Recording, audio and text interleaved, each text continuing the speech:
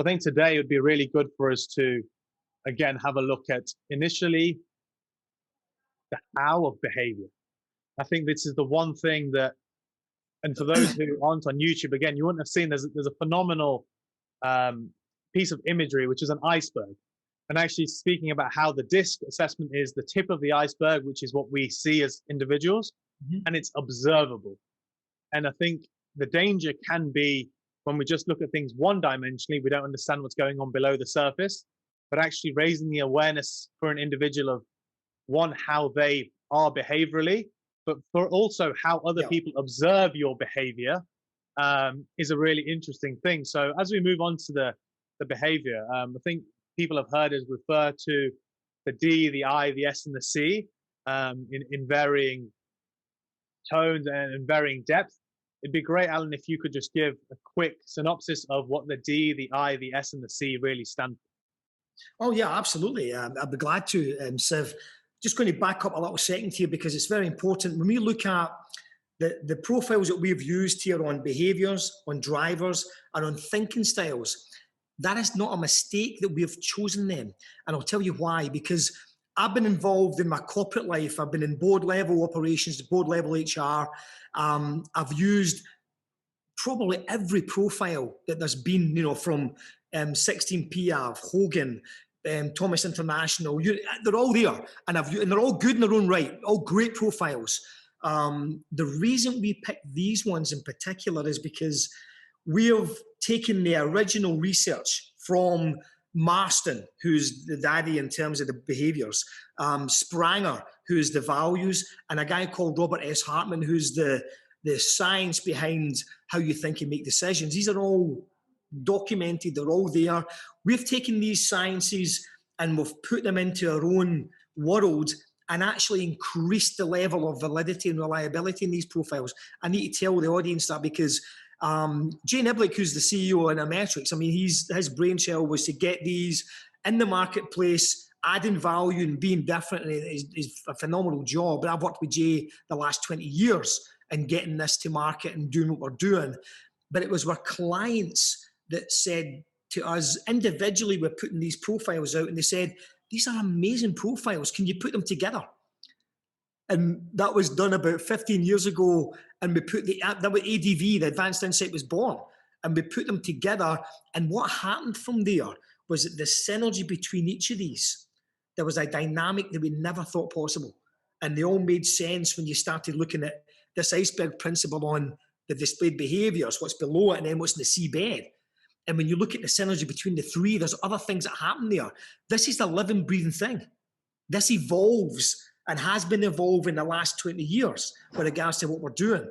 And it's at the highest level of validity and reliability because we've taken, when you do our instrument, it's a drag and drop system we put in. We're the first people in the world to do that.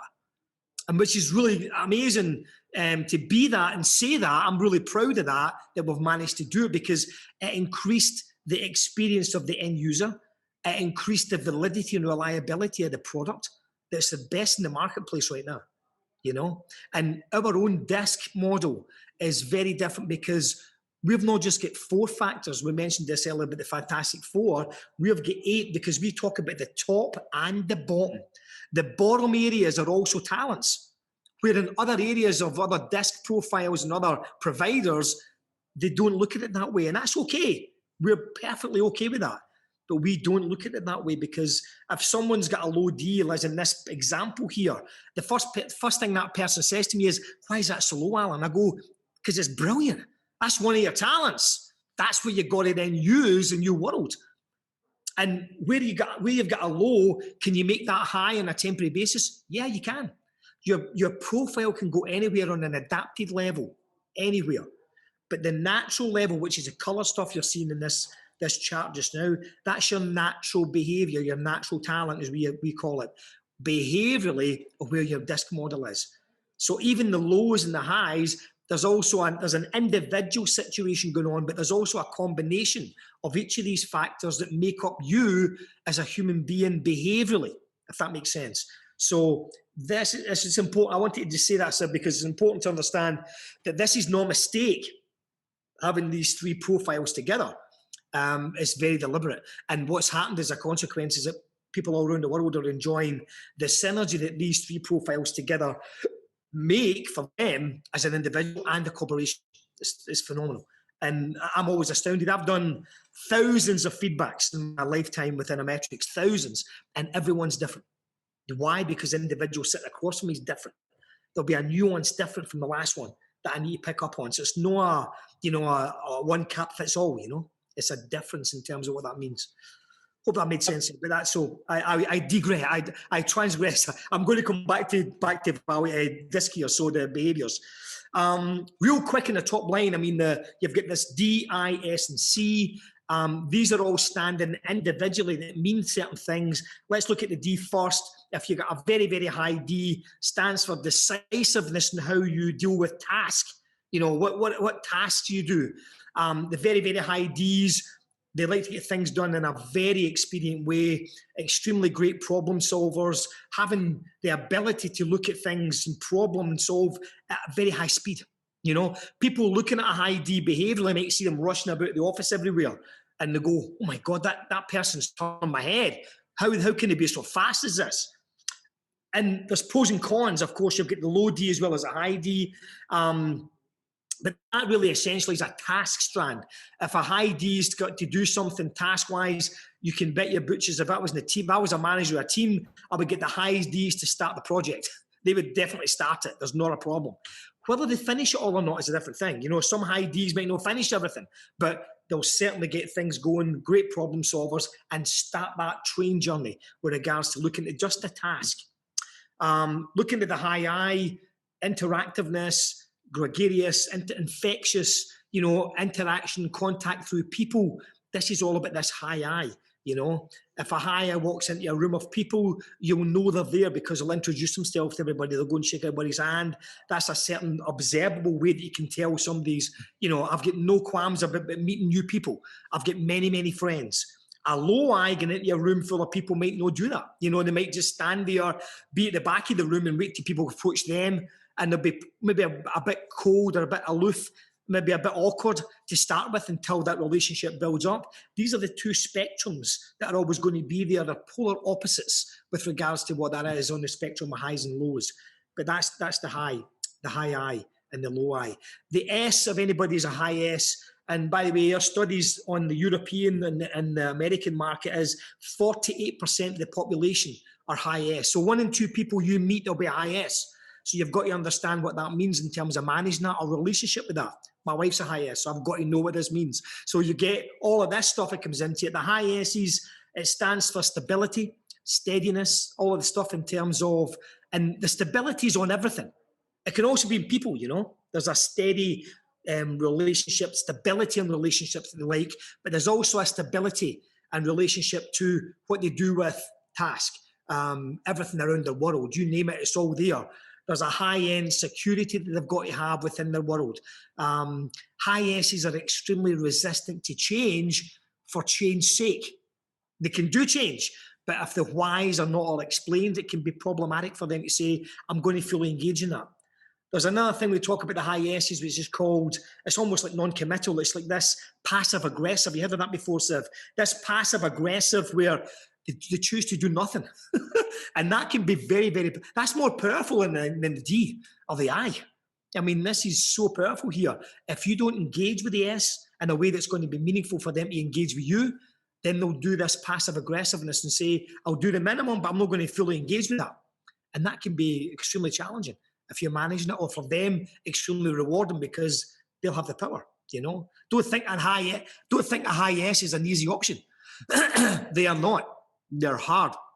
The low S, polar opposite to what I'm talking about with the high S here, but they're great listeners. They're phenomenal leaders because they resonate a strength from within themselves where they can deal with pressure in a lot of different ways that they don't express in their facial expression anguish or, anxiety as much as a low S would, So, and I'm just talking in isolation. The high C stands for compliance or caution, restricted on, is there a policy, is there a regulation, is there a system, is there a particular governance that we're ruled by here? Rules are rules, The high S's are extremely driven by accuracy, extremely driven by processes that work and are accurate. People who become under that regime could be called perfect, you know, a bit of a perfectionistic person, you know, and that would be a compliment to them, you know. Well, yeah, what's wrong with that? You know, these feel that I want to get all of these things right, and they're driven by total task-orientated, number-crunching, fact-finding situations of data that they can then extrapolate and make decisions on that to move forward. That happens with the high C. The low C is a complete opposite.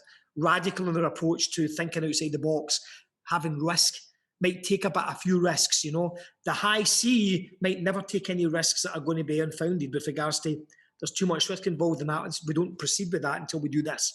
And that's what their genre is with regards to how that is. And these are all in isolation. We've got combinations of these 4 or 8 that also get in there. So DISC or behaviours can be very simplistic, or it can be extremely complicated as well, you know. And learning about this more and more, I learn every day about this. I'm still a student of this, even though I've been doing it for 20 years. But it's great when you see differences, observe differences, and you have conversations with people. You say, well, I know exactly what the profile is. And if I do certain things on how I communicate with that, as we said earlier, that's a phenomenal in with regards to making that communication go from great to phenomenal. Absolutely. No, thank you for that. It was brilliant to hear again. I think every time, as you say, you're still studying, and I very much am, and learning every time about how it works in practice and in theory, but also being able to really understand and put real life examples of people or behavior to them. And as we go through all 4 of these different behavioral styles, the preferences, there is no one that exceeds the other, which is key to understand for people. Yeah, you know, there's not all 4 or 8, as you say, in their own right, are absolutely huge skills and talents. And I think while you were speaking about action, you were talking about the high D being the one that is the fast starter, but may not always see something through. The first thing I actually thought of, funnily enough, was a 4x100 relay almost. And how it's amazing how we can put these things, and I've never thought of it like that, but actually you see almost the high D fly out the gate as soon as that gun goes. Then you can almost look at it as the S or the C in the middle to really ensure that the handovers are perfect, the pace is being kept. Oh, I like that. Over that's to great. the high I at the end for the excitement and the exuberance and the speed of the finish. Yeah. And without any one, it just wouldn't work.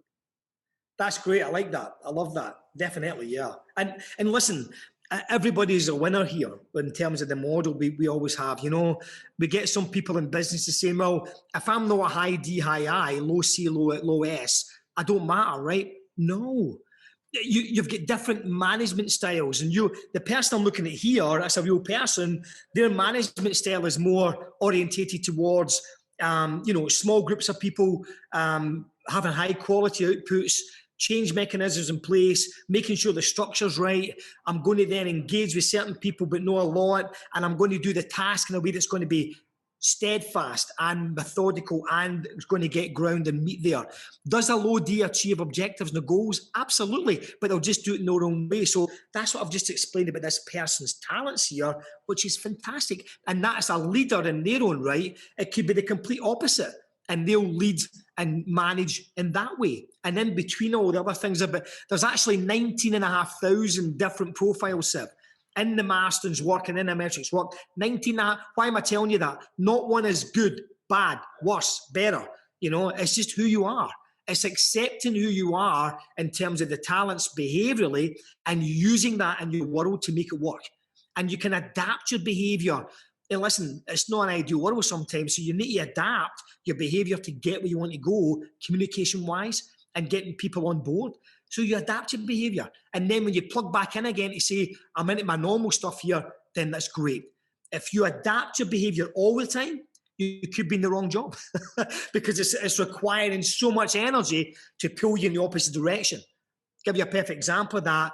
When you go to a job like Mercedes-Benz, if you want to become a salesperson, I'm going to sell Mercedes cars. Most car salesmen behaviourally have got the wrong profile. What they're driven by is the values. I want the status, the power, the money, and I want to do that to get. And that will drive them for a year and a half. And you've heard of the word burnout. They'll be burnt out. You know, they'll be completely stressed that they need a job change because they can't take it anymore. It's suffice to say that they've had the money, they've job, but behaviourally it's killing them. Do you understand where I come from? So that makes sense in terms of finding out what are you good at. Find a job that you can excel at, but you can still adapt. But it's when you adapt more than 60%, you're in trouble. You've got to watch it. And that's something we can advise you if you look at it, if you want to talk to us about that. Absolutely. I think you mentioned the two reasons in general why people adapt earlier when it comes to either people or environment. Yeah. Would you be able to just give a quick example for everyone? Thankfully, I've heard you say it before and I've got the awareness of it. But for those who don't, of what adaptation would look like across all 8 almost. So if you were going to go from high D in your natural, authentic behavior and you're adapting to a low and vice versa across the 4, just a quick top line of what adapting would look like. Absolutely. I mean, if you're a high D, which is driving, getting things done, problem solving, to a low D that then looks at things in a more tolerant, accommodating factor, a more slower paced situation, and almost stifling the situation on getting it forward. How do you think that would make that person feel? And vice versa. If I put a low D to a high D and say, go and do this and do it faster. I mean, really, I want you to run with this 100 miles an hour. What they'll be thinking is, I'm going to miss something. I might make a mistake. This is going to jeopardize the project. Where the high D is saying, let's get this going, let's do it. You can get a situation where if I'm a high D in a room full of low Ds, all I'm thinking is, let's get this done. What they're thinking is, slow down, please, we're going to miss something. And in the minds of you don't connect that way, then that's when the communication goes wrong, you know? So the D and high and lows are all about getting things done in a way that they're happy with and can run at in a very, very fast pace. They might miss a few things, but they'll break the back of most everything. The low Ds, will they finish most things they start? Absolutely. And will they achieve the objectives and goals? Absolutely, but they'll do it in a very methodical and habitual way. That's the difference between the two and the poles. But both of them can go up or down, depending on the environment. For a day, a week, a month, easy, you know. If I was a low D and I had to be a high D for a month because I'm doing a project or I'm moving house or I'm having a baby or I'm getting married, you can do all those things. It's when it prolongs into, you see, people are all different, Shiv. You can get a situation where I might adapt my behaviour for a month and I feel stressed. You might be 5 months before you feel any stress. Depends on the person, you know? So it depends on what you're doing in your life at that moment, where you're going to be done in terms of the adapting. If I've got a high I who's really out there, I mean, socially putting himself out there, and I'm then going to a low I, I've become withdrawn. I've almost, from society, taken myself away, and I've completely nullified any form of getting new relationships or existing relationships. And imagine what that does to that person over a prolonged time. It would be catastrophic. If I've got people working for me in the corporate businesses who are high Is, and I put them in a back office doing data, and all they've got is even if they can use a telephone, that would still not be enough. They would be stressed so much after a period of time, and I would not get the performance that I should get if they were out doing it with people and doing the same job. Likewise, if I've got a low I doing PowerPoint presentations to 100 people every day, could you imagine the stress that person is going to endure? If the job requires a PowerPoint presentation every week, then for half an hour, that can go up. And for half an hour, they can do the PowerPoint presentation, but then plug back in again to where they're going to be. So it needs to be this dichotomy of different things that are going to be there for the job or what's happening in their life. The high S, could you imagine a high S being a low S? The low S is that varieties of spice of life. Give me 100 balls to juggle in the air. I might drop 90, but I'm going to do the 10. If I do that with a high S, oh my God, because they want to get the whole 100, high quality, finished, everything done. And if they don't get that, the stress kicks in. So you've got this two parallels here, and I'm just going very top line here on what happens with that. Same with the C. If I've got a high C going to a low C, I've suddenly got a regulatory, very accurate, perfectionistic, data analyzing person going into take a risk, break some rules. Why don't you do this? Could you imagine the stress that's under in terms of even ethically, that just wouldn't happen?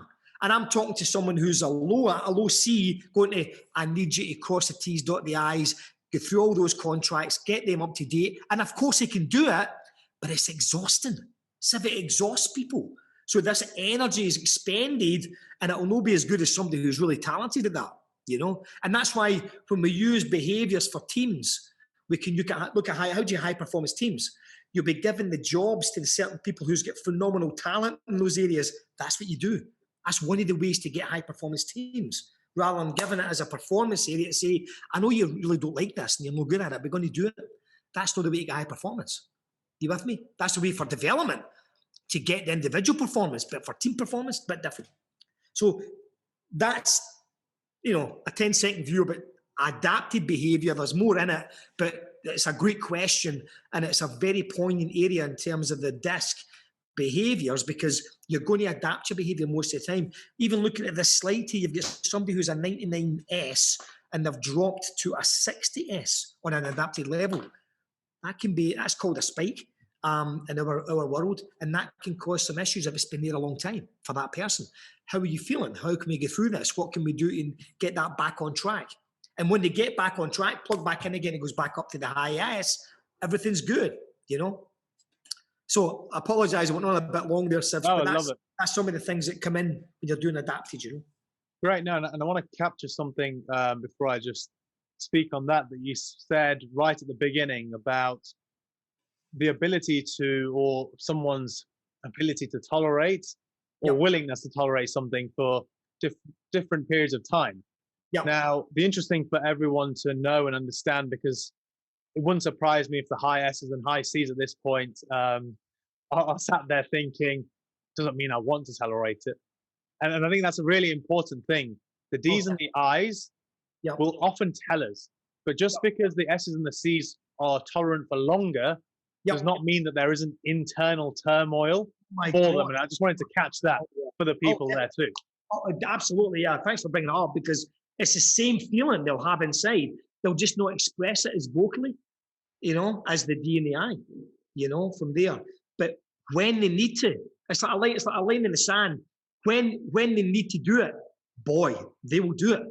But, you know, and it happens all the time. My wife, you know, I'm married 30 years, you know, and there's two things that make that happen, and that is happy and right. I'm always happy, she's always right. That's one thing. But behaviour-wise, I can see the highest tendencies of what I'm doing to stress her out, that I need to then say, I need to go to her. I need to go, what's up? What's the problem? How can I help you? Let me understand this. What can I do to help this? And that's ways of getting the highest to engage. They might know vocally what to come out and tell you there's a problem. You've got to ask them specific questions. That's one of the ways in managing high S's. By the way, don't tell them away from managing them. Just say I'm having a relationship there. But there's things in there that you've got to do to make that work in relationships and working relationships. You know? Absolutely. I think that understanding is so key, and really knowing the different styles of behavior, how people react, both in personal life, but in the workplace too. I mean, I've had teams that I've worked with where you'll see, for example, the high S, and like you say, or the high C for that matter, they're harder to often gauge whether they are happy, comfortable in the environment because of the people or the environment themselves. And it's to then empower the leaders for what their understanding looks like and what happiness looks like. So for them at times with the high S's, understanding that feeling, you can often feel if there's that kind of energy around them where they're slightly withdrawing. As you say, the passive aggressiveness comes in, you're getting the slightly cold front. Or with the high C's, when they're dropping down and they're adapting and they're under some level of stress, you see that they're making mistakes they wouldn't normally make, or they're breaking rules they wouldn't make. And it's being really in tune to the people that you have in your organization and life, and knowing what stress looks like for that person, because it's different for every individual, so that we can help them become back to their best, most authentic selves, where they're comfortable and they're living the most natural, happy life that they can. And you know that there's a certification training we do for the Innermetrix and consultants, and we get into a lot of depth about this. And I'm not going to get into that now, but the high S's, when they go super quiet, they're stressed. You need to look out for the super quietness in terms of, okay, and you need to go and help that. And the C's and the I's and the D's, there's all these different factors that you'll recognize. And there's always a lot of different things you can do. And there's more than one or two or three, because you'll need to try a few. One might not work. So you've got to work around it. And it's understanding what that dynamic is. You're absolutely correct. But it's so powerful. If you cannot get past DISC as a communicator for a human being by two human beings understanding each other, you'll never get to the values. You'll never get to the attribute index. You've got to get past this.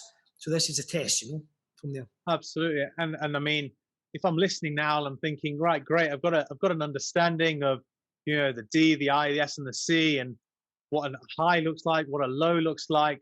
But I'm a leader now. So how can I get the best of my team?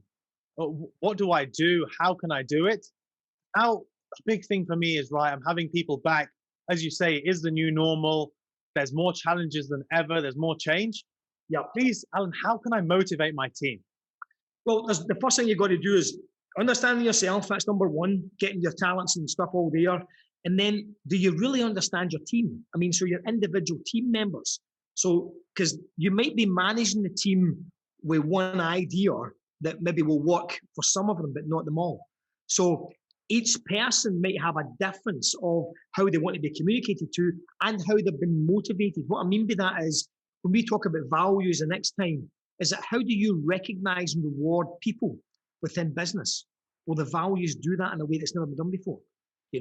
How do I communicate to a person done through the DISC, but how do I recognize and reward people? And then how do I use the skills that they've got, attribute index, the stuff at the bottom we talked about in terms of the thinking styles and how you make decisions. When I know the synergy between the three, when I understand that on an individual basis, then collectively in the team situation, as a leader, I'm going to have individual tasks and I'm going to have team tasks. And that's one of the ways you can get the best out of your team to go to our high performance team. So, but you've got to go through that evolution.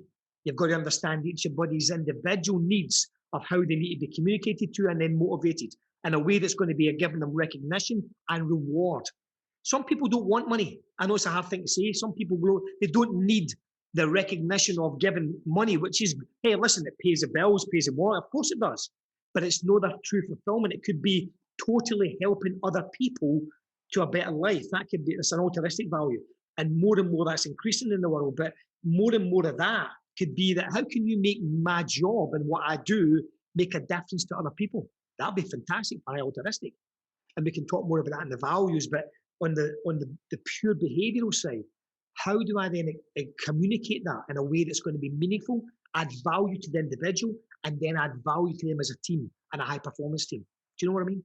Absolutely. And I'm sat there, and firstly, I'm looking forward to hearing more next time about how to motivate my team. But if I'm really wanting something right now, and I hear you say communication, what actionable steps can I take as a very top line to think about how can I motivate my team through communication today? Was there any advice you could give me as a leader for the different styles? Yeah, as understand the DISC model. That's what you've got to understand your model and where you are within the model, and then appreciate their model. That's the three things that you've got to take away. Who am I? Number two, where am I within the model? Number three, can I appreciate their profile? When you can get that, Shiv, you're going to have a different communicator. I'll give an example. There's a real practical basis on the report that we give on a DISC. There's a page in it where it gives that person how he likes to be communicated to, right? And what he doesn't like to be communicated to. And there's about 5 or 10 bullet points.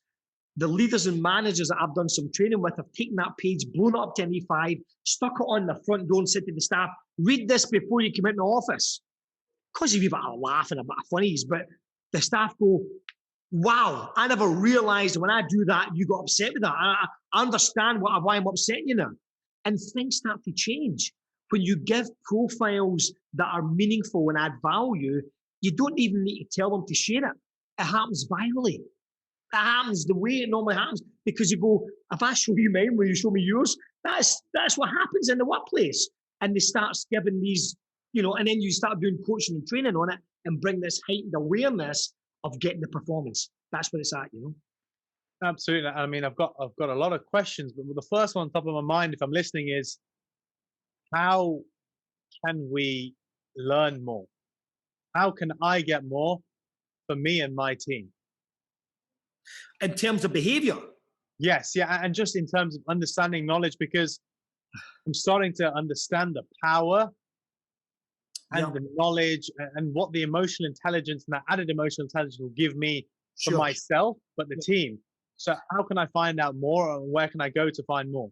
Well, listen, of course, I don't want to be an advert, but Innermetrix, if you come to us with any problems like that, listen, we're pretty bespoke. You know, we can do different things for individuals or corporations, and looking at getting them reports, profiles, methodologies behind that. There's certification programs for companies, for HR teams, for example, where we'll give them the autonomy to do it for their own teams. So we can then train the HR people to then do it for corporate businesses, so they can take it on board themselves rather than having us coming in doing it. The good thing is that we've just launched, there's a brand new product that we've launched called IMXme.com, okay? And there's a behavioural and a values automated training there, extremely low cost. Go on it, click into registration, try it out, and you'll get a lot of the stuff that we're talking about today. You'll actually get phenomenal value just by looking at this. And that's the first stages of getting to grips with, I want to take it further and maybe be certified on the tools and certified on what I want to do for a business. This is just an introductory situation on the knowledge factor on what behaviours do and what values do. So imxme.com, if you look at that, there's some phenomenal learning on that you can take right now. That's on the website right now. Brilliant, yeah. And having taken it myself as well to experience, it was a brilliant refresher, but actually really enlightening for me to do. And we're going to have regular, at least weekly podcasts and videos that are coming out with some additional things as well, where we're going to dive into, firstly, as we have done today, looking at behavior, then values, and then the attributes, but then really some really specific situations and topics that really relate to real life, both personal and professional within the workplace. And if there are any particular topics that people are interested to know more about or hear about, please in the comments, let us know, and we'll be happy to discuss any of them things to help performance, help people in organizations more and more, and really begin that journey of discovery for individuals and teams together. And Allan, while I'm here now, I've heard everything. Could you just give me a little bit of an overview again of why and how can the DISC model and the DISC assessment and index help me and my team? Okay, well, absolutely. I mean, when I first got introduced to the behaviours, I didn't know what it was all about. When you start diving into behaviours and looking at it from yourself's point of view, this self-actualization happens in terms of, wow, I recognised in myself what I had, but I didn't recognise why it was there and how I could use it.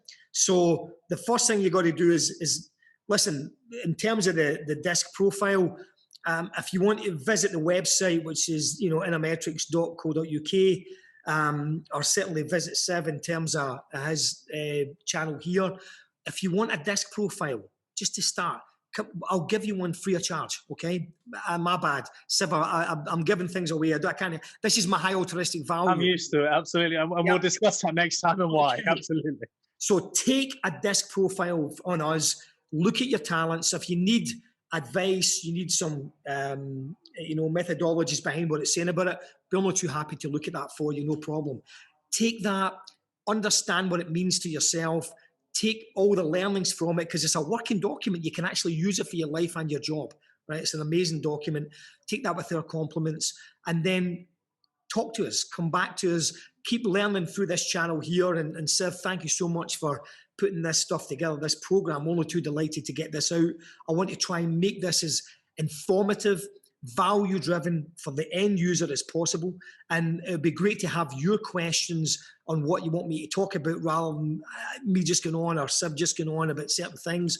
We're glad to do that, but if you want to get your stuff, it's more personable, more bespoke, then start a communication channel. We can do that with you as well. But get your profile, look at what the strengths and the talents are, look at where you want to develop that, have a conversation with us, only too happy to do that.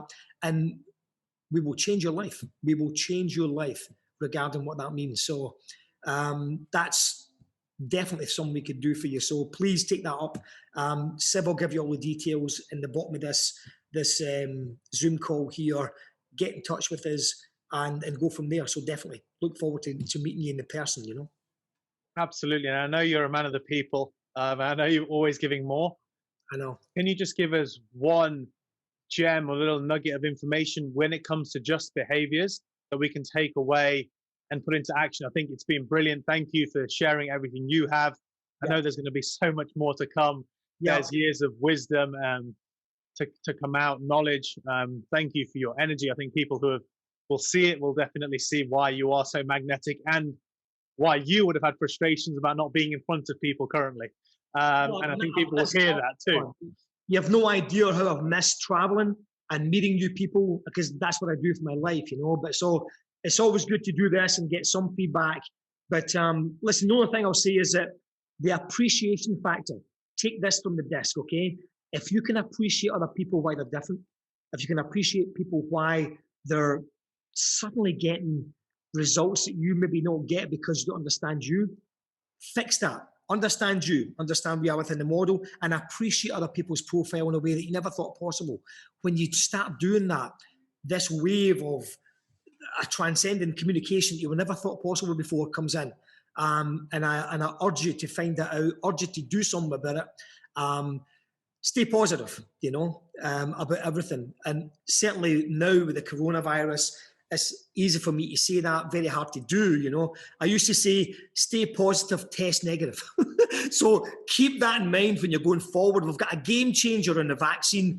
Things are coming out of this, and just enjoy your journey. We are delighted to have you join our family or ask questions about Innermetrix. Engage with us as much as you want. Delighted to do that. That makes us feel great, because Shiv's he's also got a very high altruistic value. So we want to give more and more in order to help many, many people across the world as we're doing. And this is just one platform of doing that. So thank you again, Shiv. I know I want to appreciate the timescales and people's timescales here. We'll keep it to a minimum. But I look forward to seeing you in the next podcast. Absolutely. Thank you all. And Allan, I look forward to going again. Thank you again. Thanks, Shiv.